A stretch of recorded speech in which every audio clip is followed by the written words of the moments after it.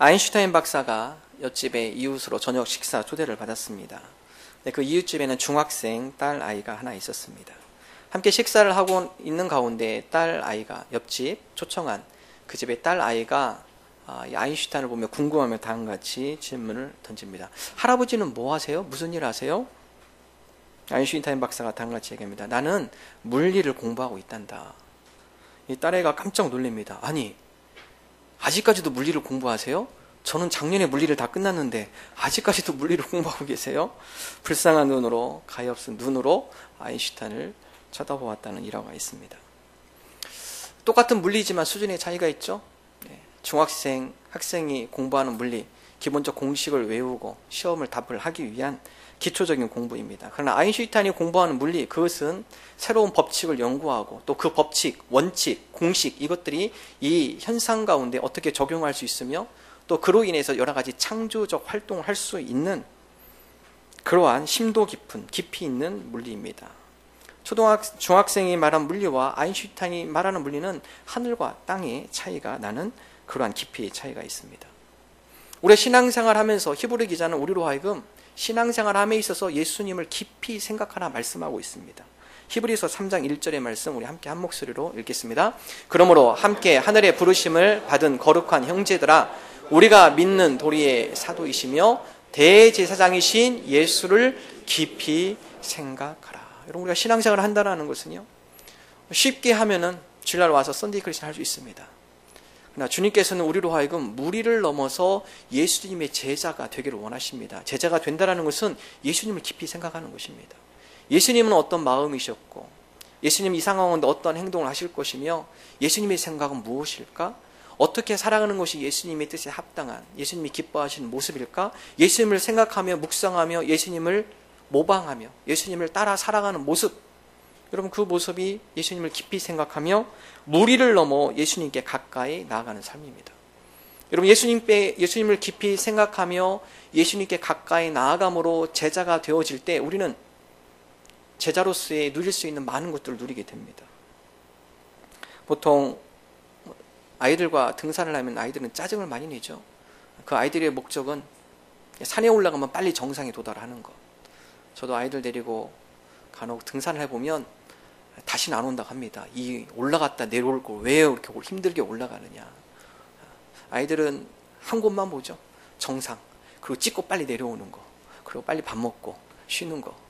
어른들은 그렇지 않습니다. 산을 올라가며 산에 피어있는 꽃을 보고 나뭇잎의 색깔을 보고 그곳에 뿜어나오는 신선한 공기를 마시고 자연의 여러 가지 아름다움을 만끽하게 되는 것이죠.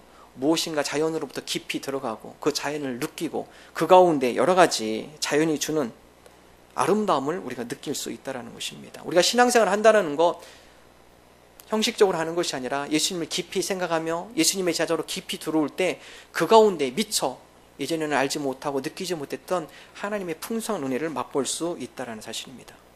오늘 말씀 예수님께서 12제자를 부르시는 말씀입니다. 예수님께서 12제자를 부르실 때 기준이 무엇이었는가? 오늘 말씀에 보면 기준 없습니다. 예수님께서 제자를 부르셨던 것은 예수님의 주권적 선택에 의해서 제자를 부른 것으로 성경 말씀은 기록을 하고 있습니다.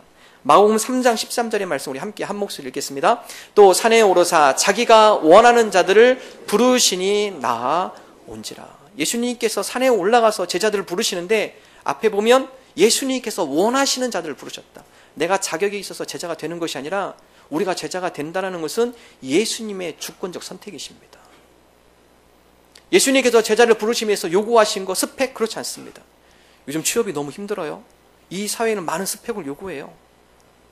좋은 직장일수록 더 많은 것들을 따지고 더 많은 것들을 체크하고 점검하고 그 사람이 어떤 사람인가 더 많은 것들을 갖고 능력 있는 사람을 채용을 하려고 하죠. 예수님의 제자가 된다는 것은 우리 사회의 기준과는 틀립니다. 사회의 스펙과는 다릅니다. 예수님께서 원하는 자를 부르셨다. 예수님께서 제자들을 부르심에 있어서 기준은, 선택은 예수님의 주권적이고 누가 제자가 할 수 있는가? 모두가 다 제자가 있습니다. 예수님의 부르심에 응답하는 자, 그 모두가 예수님의 제자가 되어질 수 있다는 사실입니다. 저는 오늘 우리가 무리를 넘어서, 여러분 그 당시에도 예수님 주변에 많은 무리가 있었습니다. 예수님의 말씀에 많은 사람이 귀를 기울이고 예수님이 기적을 일으키는 그 현장 가운데 많은 사람들이 그 기적을 확인을 하고 체험을 하죠. 그러나 많은 사람들이 무리로 남고 예수님의 제자로 따라온 사람은 소수입니다. 저는 오늘 저와 여러분이 우리가 신앙생활함에 있어서 무리로 머물러 있지 않기를 원합니다. 우리가 예수님의 제자로 예수님을 깊이 생각하며 예수님 앞에 더 깊이 가까이 나아가는 제자가 되는 저와 여러분 되기를 주님의 이름으로 축원합니다. 예수님의 제자 12명을 부르죠. 우리 12명의 이름을 한번 읽어보도록 하겠습니다. 마가복음 3장 16절에서 19절 함께 한 목소리로 읽겠습니다. 이 12를 세우셨으니 시몬에게는 베드로라는 이름을 더하셨고 또 세베대의 아들 야고보와 야고보의 형제 요한이니 이 둘에게는 보아너게 곧 우레의 아들이란 이름을 더하셨으며 또 안드레와 빌립과 바돌로메와 마테와 도마와 알페오의 아들 야고보와 및 다데오와 가나나인 시몬이며 또 가룟 유다니 이는 예수를 판 자더라. 성경에 보면 예수님의 제자가 쭉 나오죠. 12명의 이름이 기록이 되어 있습니다. 여러분, 이 12명이 예수님의 제자가 된 건 이들이 특별한 자격이 있는 것이 아닙니다. 특별히 예수님께서 12명을 선택했을 때 누구를 선택했느냐? 지극히 비천한 지역 갈릴리라는 그 당시에 여러 서민들이 살고 있는 지극히 빈민촌, 그리고 그곳에서 대부분 물고기를 잡는 어부들, 힘들게 살아가는 사람들, 그 가운데 12명, 물론 어부도 아닌 제자가 있습니다만 12명을 선택해서 예수님의 위대한 사명을 제자들에게 넘겨줍니다. 여러분, 이 12명의 사람은 지극히 평범한 사람들입니다. 우리와 비슷하게 평범한 사람들이었다라는 것입니다. 여러분, 베드로요, 그가 잘나서 예수님의 제자가 된 사람이 아니죠. 베드로는 다혈질의 사람입니다. 예수님께서 겟세마네 동산에서 대제사장의 종에게 잡혀갈 때 가장 먼저 칼을 뺀 사람 베드로입니다. 칼을 빼서 대제사장 종 말고의 귀를 쳐버립니다. 다른 제자들은 엄두도 못 낼 건데 그 가운데 분노하는 마음에 자기의 충동을 이기지 못해서 그 자리에서 칼을 빼서 사람의 귀를 자르는 다혈질이면서도 급한 성격, 순간적 충동이 강한 사람이었습니다. 여러분, 그런 사람도 예수님의 제자로 부름받을 수 있습니다. 나는 다혈질에서 예수님 제자 못해. 예수님은 마음이 온유하고 겸손하랬는데 나는 절대 내 성질 가지고는 온유가 안 돼. 걱정하지 마세요. 그럼 베드로도 그런 사람이 다혈질임에도 불구하고 수제자 됐습니다. 스스로 피하지 마십시오. 야고보, 요한, 이들은 야망에 사로잡힌 사람들이었습니다. 둘이 형제이죠. 예수님께서 가르치는 가운데 야고보와 요한이 총 예수님께 가서 귓속말로 얘기합니다. 주님께서 영광의 날, 여기서 영광의 날이라는 것은 주님께서 로마를 몰아내고 이스라엘의 새로운 왕으로 등장하는 바로 그날, 주님 아시죠? 우리 형제를 하나는 오른쪽, 하나는 왼쪽 좌편에 우리를 앉혀주십시오. 여러분, 야고보와 요한은요, 다 그간에 계산하면서 욕망으로 가득 차인 사람. 누가 우리 12명에서 가장 높은, 예수님 다음으로 가장 높은 자리에 취할 수 있을까? 그들 마음속에는 그러한 욕망이 꿈틀거리고 있었다는 사실입니다. 그 이야기를 듣고 제자들이 화내죠. 어떻게 그럴 수가 있어. 똑같이 예수님 12명이 똑같이 따라다니고 훈련받는데 니네들만 그 위에 가? 제자들이 분노하기 시작합니다. 야고보, 요한, 그들 마음속에 야망에 대한, 제자들에 대한 분노가 있었습니다. 도마는 어떻습니까? 도마도 주님의 부르심을 받았죠. 도마하면 대표적 따라다니는 이야기, 의심입니다. 의심 많은 도마. 여러분, 도마가 예수님께서 부활하신 후에 제자들에게 다 보이셨어요. 근데 그 가운데 도마가 빠져 있어요. 제자들이 도마에게, 야, 예수님 살아났어, 부활하셨어, 말씀하신 대로 예수님께서 우리에게 살아나셔서 나타나셨어. 도마가 믿질 않죠. 나는 절대로 내가 내 손가락으로 부활하신 예수님을 못자국을 만져보고 확인하기 전까지는 내가 안 믿어. 그래서 대표적인 의심, 예수님께서 얘기하죠. 도마에게, 보고 믿는 것보다 안 보고 믿는 게 더 큰 믿음이다. 내 손 만져봐라. 도마에게 늘 따라붙는 이름 의심입니다. 의심. 여러분, 그런 의심 많은 도마도 예수님의 제자로 부름받았습니다. 빌립, 상당히 계산적인 사람이에요. 우리 신앙생활 하다 보면 이런 시험이 있어요. 나는 너무 세상적이야. 너무 계산이 빨라. 여러분, 오병이어 기적이 있을 때 예수님께서 제자들에게 시험하려고 물어보세요. 이 5,000명이 넘는 이 사람을 우리가 어떻게 먹일 수 있을까? 제일 먼저 답변한 사람이 빌립입니다. 주님, 5,000명? 200데나리온 빵이 필요해요. 200데나리온. 이걸 우리가 어떻게 다 먹입니까? 계산이 빨라요. 자기가 이득이 되는 것, 얼마만큼 우리가 지출해야 하는지. 또한 빌립은 예수님께서 가르치는 가운데 다음 같은 예수님께 얘기를 합니다. 주님의 말씀이 들을 때마다 너무나 귀하고 좋습니다. 그런데 하나님을 한번 보여주십시오. 그럼 내가 믿겠습니다. 상당히 이성적인 사람이에요. 계산적이면서도 상당히 현실적이면서 상당히 이성적이었던 사람이 빌립입니다. 여러분, 그럼 빌립도 예수님께서 제자로 부르셨다는 것입니다. 마태, 직업이 세리이죠.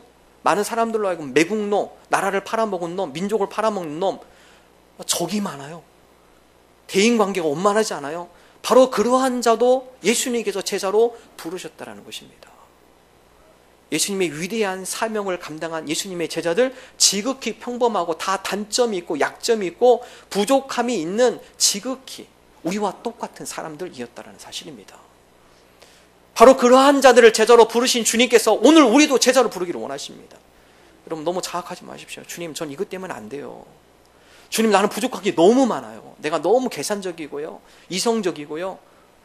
그러나 그런 사람들도 주님께서 제자로 부르시기를 원한다는 사실입니다. 사도행전적 교회를 꿈꾸며 하용조 목사님, 고 하용조 목사님께서 쓰신 책인데요. 요즘 그 책을 읽으면 은혜를 받고 있습니다. 고 하용조 목사님, 이분이 20대부터 폐결핵을 앓습니다. 병을 앓고 젊은 시절을 보냅니다. 그래서 피를 토하고요. 또 간이 안 좋다 보니까 여러 가지 약을 먹기 시작합니다. 간염에서 약을 먹다 보니까 40년 전, 그때는요, 약이 얼마나 많든지 이 목사님 표현에 의하면 하루에 한 주먹을 먹었다고 합니다. 약을. 하루에 한 주먹을 먹어야만 버틸 수 있을 정도로. 간이 안 좋아서 간염이 걸리고 그 가운데 간암으로 진행이 되어지고 그 가운데 5차례 수술을 겪게 되고 다시 재발하게 되고 약을 많이 먹다 보니까 나타나는 현상 중에 하나가 고혈압이 생기고 당뇨가 생기고 여러분 젊었을 때부터 한 해도 건강한 몸으로 지낸 적이 없대요. 그분이 40년 목회하면서 하나님 앞에 끊임없는 질문을 했다고 합니다. 하나님, 왜 나 같은 병자를 쓰십니까? 건강한 사람 그렇게 많은데 차라리 튼튼하고 몸이 튼튼하고 건강하고 여러 가지 몸이 약해서 일을 못하는 나보다는 건강해서 24시간 뛰어도 체력적으로 버틸 수 있는 그런 사람 많은데 그런 사람 쓰시지 왜 저를 쓰십니까? 한 가지 더 했대요. 차라리 쓰시려면 병을 낫게 해주시든지 왜 병은 다 있는 대로 다 주시고 부릴 건 또 다 부려 먹으십니까? 이유가 뭡니까? 이번이 마지막 간암 겪으시면서 일주일에 3번 투석하셨대요. 하루에 4시간씩. 그러면서 설교단에 쓰셨대요. 마지막 하늘나라 가기 전까지 설교단을 지켰다고 그래요. 그게 이분의 꿈이었다고 합니다. 이분이 말년에 그것을 깨닫습니다. 그 질문에 대한 답을 찾았습니다. 하나님께서 내게 병을 주셔서 40년 동안 약을 먹고 수술을 하고 병원을 오고 가면서 하나님께서 나를 사용하신 이유, 그렇게 비록 연약하고 부족하지만 내가 교만하지 않도록 하기 위해서 하나님께서 나를 병으로 올가매우셨구나. 이분의 고백이에요. 내가 만약 아프지 않았으면 교회가 부흥하고 한국에서 대표적인 교회로 많은 사람들이 칭찬할 때 교만이 하늘을 찌렀을 거다. 만약에 내가 아프지 않았다면. 매일 아프기 때문에 나는 매일 하나님 앞에 무릎으로 갈 수밖에 없었고 매일 병으로 살았기 때문에 하나님을 의지하지 않고서는 내가 이것을 감당할 수 없었기에 나는 날마다 하나님의 도우심을 구하며 겸손하게 하나님 앞에 무릎으로 하나님의 도우심을 구하며 나아갈 수밖에 없었다. 이분의 고백이에요. 병들었지만 주님께서 그를 들어쓰셨습니다. 우리가 생각할 때 나는 부족하지만 나는 이것 때문에 열악하지만 이것 때문에 안 될 것 같지만 그것도 우리의 생각이에요. 주님은 오히려 그러한 자들을 더 쓰십니다. 왜냐하면 그것 가운데 그 사람의 힘으로 하나님의 역사를 이루는 것이 아니라 주님의 은혜로 그 사람이 부족하지만 주님의 은혜가 그 가운데 있었기 때문에 하나님의 놀라운 역사가 일어나는 것을 주님께서 원하시기 때문에 그렇기 때문에 부족하고 연약할 때 그때 우리가 더 쓰임받을 수 있는 거예요. 다 우리가 해야 할 것이 하나 있습니다. 그것은 바로 즉각적인 순종입니다. 즉각적인 반응을 보이는 것입니다. 예수님께서 제자를 부르실 때 산에서 내려오셔서 제자들 부르시죠? 오늘 말씀 보면 제자들이 곧바로 주님 앞에 나아가더라. 베드로를 부르실 때 베드로가 어떤 행동을 포하죠? 그물을 끌어올리다가 예수님께서 내가 너를 사람을 낚는 어부로 삼겠다. 나를 따르라. 베드로가 뭐라고 대답합니까? 마가복음 1장 17절 18절 우리 함께 한 목소리로 읽어보겠습니다. 예수께서 이르시되 나를 따라오라. 내가 너희로 사람을 낚는 어부가 되게 하리라 하시니 곧 그물을 버려두고 따르니라. 이런 모두가 다 하나님께서 예수님께서 우리를 제자로 부르시기를 원하십니다. 다 우리가 취할 액션이 하나 있어요. 그것은 곧 따르는 것입니다. 즉시 그 말씀에 순종하며 나아가는 것입니다. 마가복음 읽다 보면 18절 처음에 나온 곧, 즉시, 곧 이게 참 많이 나와요. 예수님이 제자들이 따를 때 곧 그물을 버려두고 따르니라. 많은 환자들이 예수님 앞에 나올 때 믿음으로 예수님 앞에 가까이 나가며 고쳐주기를 간구할 때 예수님께서 손을 대자 곧 그의 병들이 떠나가더라. 베드로가 물속에 깊이 빠졌을 때 예수님께서 곧 그의 손을 잡아 다시 건져내더라. 그래서 마가복음 보면 다른 복음서와는 틀리게 상당히 역동성이 있습니다. 즉각적인 순종과 즉각적인 주님의 응답과 즉각적인 변화들이 일어나는 역동적인 복음서가 마가복음입니다. 오늘 주님께서 우리를 제자로 부르기를 원하십니다. 그 가운데 우리가 취해야 할 행동, 곧 주님을 따르며 순종하겠습니다. 오늘 저와 여러분이 우리를 부르시는 주님의 음성에 우리를 요구하시고 우리를 하나님의 자녀로 주님의 제자로 부르시는 주님의 명령에 우리가 순종하며 나가는 저와 여러분 되시기를 주님의 이름으로 축원합니다. 두 번째, 예수님께서 왜 제자를 부르셨을까요? 12명의 제자를 부르시고 그 제자를 부르신 이유에 대해서 다음같이 기록을 하고 있습니다. 마가복음 3장 14절 초반절 함께 한 목소리를 읽겠습니다. 이에 12를 세우셨으니 이는 자기와 함께 있게 하시고. 많은 무리가 따라왔어요. 근데 특별히 그 가운데 예수님께서 주권적으로 12명을 선택하십니다. 12명을 선택한 이유는 예수님께서 자기와 이들을 함께 하시려고 12명을 선택하셨습니다. 왜 예수님께서 이들과 함께 하셨을까요? 왜 구태여 이들과 함께 거하며 3년 동안 공생애를 보냈을까요? 예수님께서 제자로 12명을 부르시고 이들과 함께한 이유는 이들에게 더 큰 은혜를 주려고 한 것입니다. 그래서 우리가 제자로 부름받는다는 것은 더 큰 은혜의 자리로 우리가 나아가는 것입니다. 주님께서 우리에게 더 큰 은혜를 주시려고 우리를 제자로 부르신다는 것이죠. 제자가 되면 내가 희생해야 하고 시간을 들여야 하고 내 육체적으로 뭔가 헌신해야 하고 많은 분들이 두려워합니다. 예수님의 제자가 되면 내 인생을 포기해야 하고 여러 가지 장애가 많고 하고 싶은 거 못하고 불편할 것 같아요. 그러나 그렇지 않아요.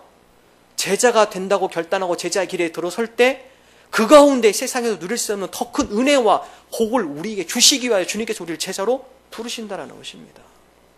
우리가 이 은혜의 자리에 들어가기를 원합니다. 지금 우리가 제자의 길로 따라가며 주님을 따라가며 그 가운데 주님께서 부으시는 놀라운 은혜, 그 크신 은혜를 우리가 누리는 하나님의 백성이 되게 하여 주옵소서.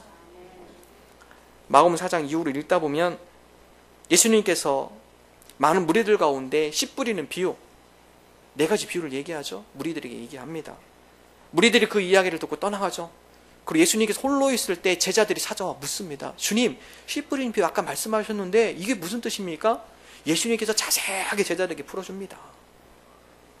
예수님과 제자들이 함께하면서 예수님의 가르침에 의해서 깊이 있게 배우고 궁금한 거 물어보면서 진리의 말씀 가운데 기쁨과 감사, 하나님의 비밀을 더 깊이 있게 깨닫게 되는 것이죠. 말씀을 통해 더 큰 은혜를 누리게 되어집니다. 제자들과 함께 가며 갈릴리 호숫가를 배 타고 넘어가는데 갑자기 바람이 부르며 파도가 일어나기 시작해요. 제자들이 다 죽었다, 우리는 큰일 났다. 예수님은 배 밑에서 편안히 주무세요. 제자들이 예수님을 깨웁니다. 예수님, 우리가 죽게 생겼습니다. 주무시면 안 되죠. 예수님께서 나오셔서 바람을 꾸짖어요. 바람아 잠잠하라, 꾸짖어요. 그 배 안에 있는 제자들이 놀라운 광경을 보게 됩니다. 저분이 어떤 분이길래 자연까지도 다스리는 능력과 권세가 있는가? 제자들이 놀라운 주님의 은혜와 능력을 체험하게 되죠. 다른 무리들은 맛볼 수 없는 것이죠. 예수님의 제자들만 그 현장 가운데 주님의 놀라운 자연을 제어하는, 자연까지도 주관하시는 주님의 은혜를 맛보게 됩니다. 예수님께서 거라사 지방에 도착해요. 귀신 달린 청년이 무덤 속에서 왔다 갔다 합니다. 예수님의 제자들과 예수님이 그 가운데 그 청년에게 향하여서 가까이 나가니까 그 청년이, 귀신 들린 청년이 예수님께 달려듭니다. 나를 괴롭게 하지 마십시오. 당신은 하나님의 아들인 것을 내가 알고 있습니다. 예수님께서 명하죠. 당장 그 사람에게서 나가라. 그 청년에 있는 악한 귀신들이 돼지떼로 다 도망가죠. 제자들이 목격해요. 저분은 악한 영까지도 다스리며 악한 영들까지도 제어하시는 전지전능하신 분이시구나. 제자들이 놀라운 은혜를 누리게 됩니다. 12년 동안 혈루병으로 인하여서 많은 의사들을 차단했지만 전국 방방 곳곳을 찾아 의사들을 만났지만 고치지 못해요. 자기가 가진 거 다 낭비했어요. 더 병은 중해졌어요. 비참해집니다. 근데 그 여인이 믿음을 가지고 예수님의 옷자락을 만졌는데 12년 동안 그를 괴롭게 하고 의사가 고치지 못한 불치병의 병이 낫는 역사. 제자들이 그것을 현장에서 목격하게 됩니다. 아, 예수님은 모든 만병의 대의사이시구나. 인간이 고칠 수 없는 모든 병들까지도 예수님께서 어루만져주시고 함께 하시면 그 모든 병들도 고치시는 치유의 주님이시구나. 누가 가장 큰 은혜를 받았을까요? 현장 가운데 가장 가까이에서 그것을 목격하고 체험한 예수님의 제자들입니다. 여러분, 그렇습니다. 우리가 제자가 된다는 것은 주님께서 더 큰 은혜를 우리에게 주시기 위해서 우리를 제자로 부르신다는 것입니다. 이 축복의 자리, 은혜의 자리, 기쁨의 자리, 감사의 자리에 저와 여러분이 기쁨으로 나가기를 주님의 이름으로 축원합니다. 어떤 사역보다 중요한 것, 앞서지 말아야 할 것, 주님과 동행하는 삶입니다. 주님과 함께하는 가운데 능력이 있어요. 주님과 함께 거하는 가운데 그 가운데 하나님의 놀라운 은혜가 있습니다. 마가복음 4장 3장 14절 후반절에서 15절 한 목소리로 읽겠습니다. 이에 12를 세우셨으니 이는 자기와 함께 있게 하시고 또 보내사 전도도 하며 귀신을 내쫓는 권능도 가지게 하려 하심이로라. 예수님과 함께 있지 않을 때 제자들에게 이런 능력이 없습니다. 전도의 능력이 없고요.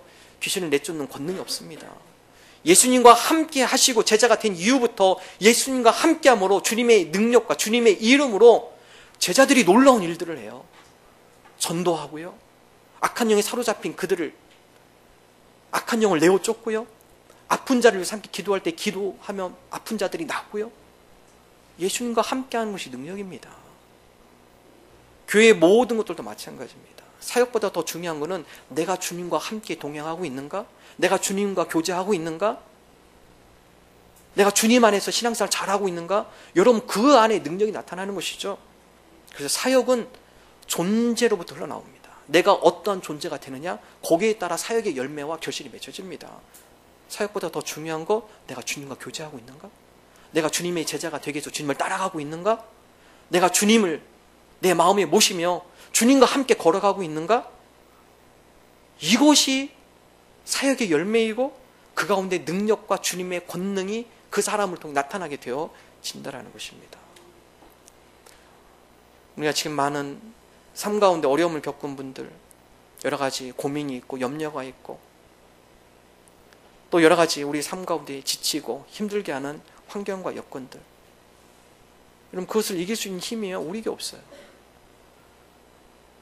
그것을 이기는 것은 우리가 더 은혜로 채우는 것입니다.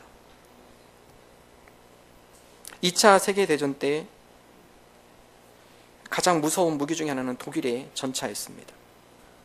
그 당시에 독일은 최첨단 무기를 갖고 있었습니다. 히틀러가 적은 인원으로 2차 대전을 승리를 이끌기 위해서는 어떻게 해서도 강한 무기를 만들어내야 한다. 그래서 과학자들, 무기 발명가들, 독일에 있는 최고의 박사들, 이들을 모아서 강력한 무기를 만들기 시작했습니다. 그러게 해서 나온 무기가 탱크가 판터와 티거입니다. 그래서 연합군이 탱크전을 하면 이 티거가 나오면 발버둥을 떨었다고 그래요. 막강한 중 장비 탱크이기 때문에 이 탱크에 많은 연합군들이 전투에 패하기 시작합니다. 그 가운데 미군이 어떻게 이것을 승리로 이끌 수 있을까?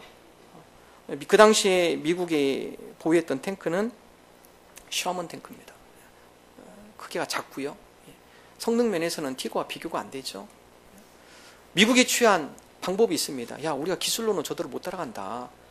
그렇기 때문에 우리가 이길 수 있는 방법은 물량 공세. 티거 하나에 셔먼 탱크, 조그만 탱크 30대가 달라붙는 겁니다. 한꺼번에 그냥. 1대 30, 그럼 이길 수 있다. 1대 5, 이것도 안 돼요. 그러니까 우리는 물량으로 공격하자. 그냥 많은 탱크를 전투에 나가서 한 대당 10대 이상씩 달라붙어가지고 싸우자. 여러분, 그러니까 독일이 힘을 못 써요. 아무리 좋은 성능이 좋아도 30, 40대가 한 대에 달려붙으니까 어떻게 방어할 방법이 없죠. 그래서 독일이 취한 방법이 야, 이런 물량이 들어오지 못하도록 대서양에 유보트를 해라. 잠수함입니다. 잠수함을 깔아놔라. 그래서 탱크들이 저쪽 미국에서 보급되지 못하도록 그런 화물선을 다 격추시켜라. 다 파괴시켜라. 그래서 유보트를 대상에 깔았다고 그래요. 여러분, 유보트 깔고 그 당시에 여러 가지 무기, 또 셔먼 탱크, 또 그 이외에 여러 가지 무기를 운송했던 배, 리버티호라고 합니다. 미국의 리버티호. 리버티호를 조금 개량해서 또 한 단계 발전시킨 것이 빅토리호. 그럼 빅토리호 한 사진 볼래요? 사진 보겠습니까? 예. 국제시장에서 봤죠? 예. 영화 나온 흥남철수 사건. 그 당시 미군이 찍은 실제적인 사진입니다. 여러분, 저게 빅토리아호인데요. 이거와 비슷한 거. 이거보다 한 단계 전 나왔던 것이 리버티호입니다. 여러분, 흥남 철수할 때 많은 미군들, 연합군들, 한국 군인들 흥남에 다 모였죠. 무기 이제 다 철수다. 근데 여러분, 그 작전 가운데 피난민은 포함되지 않습니다. 그 당시 피난민이 한 10만 명 정도 모였다 하는데 피난민은 태우지 말아라. 왜냐하면 피난민 가운데 피난민을 다 채울 수도 없고 행여나 피난민 가운데 간첩들이 있을 수 있기 때문에 그 사람들이 탔을 때 배를 폭파시키거나 그러면 위험해질 수 있다. 그러므로 피난민은 절대 태우지 말아라. 지금 무기만 이송하고 또 연합군과 군인들만 이송하는 것도 벅차다. 그래서 계속 나르다가 맨 마지막 배, 빅토리아호죠. 레너드 라우 선장. 이분이 마지막 저 배를 철수 준비를 합니다. 근데 그 옆에 28살 현 박사님이라고 하죠. 그분 통역병이었습니다. 이 레너드 라우 선장의 통역병이었습니다. 통역 장교였죠. 엄청 설득을 합니다. 눈물을 하시느라고. 제발 우리 피난민을 태워주십시오. 우리 피난민 저기 있는 민간인들은 이미 연합군을 도왔고 국군들을 도왔기 때문에 중공군이 이곳에 몰려오면 다 죽습니다. 제발 우리 피난민들, 우리 민족을 살려주십시오. 여러분, 그 당시에 레너드 라우가 결단을 합니다. 배에 있는 모든 무기, 식량, 물 다 버려라. 버릴 수 있는 건 다 버려라. 그리고 눈에 보이는 사람 다 태워라. 여러분, 그래서 탄 인원이요 14,000명이라고 합니다. 14,000명. 그래서 이 리버티호가 세계 기네스북에 올랐습니다. 세계에서 가장 많은 생명을 구한 배, 리버티호. 여러분, 이 사건 때문에 명령에 불복종했기 때문에 이분이 군복을 벗게 되죠. 그리고 이분이 수도사가 됩니다. 이 사건의 계기로 인해서 이 사람이 수도사가 됩니다. 이분이 이 사건을 회상할 때마다 다음과 같은 고백을 해요. 그때 리버티호는 기적이었다. 기적. 여러분, 이 배는 사람을 태우는 배가 아니에요. 무기, 화물선이기 때문에 승객을 태워봤자 13, 14명? 선원들, 거기서 배를 움직이면서 일하는 선원들이 한 40여 명? 승객을 태우는 배가 아닙니다.